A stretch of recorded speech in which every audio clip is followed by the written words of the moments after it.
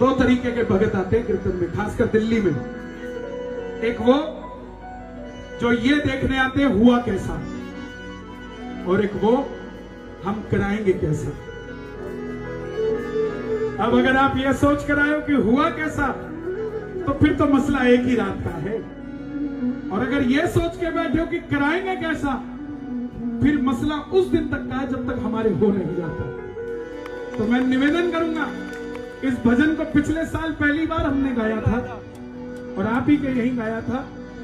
और यकीन मानना, जब जब पूरे भारत में पूरे साल गाया है तो जनकपुरी का ये कीर्तन जरूर याद होगा है साहब। क्या बात है। तो मैं आज पुनः इस भजन को गाकर बाबा का धन्यवाद करूंगा कि आपने मेरी आंखें खोली और मेरे मुख में ऐसा भजन दिया जो सारी दुनिया में एक आस पैदा कर रहा है कि हम भी बाबा का कीर्तन कराएंगे।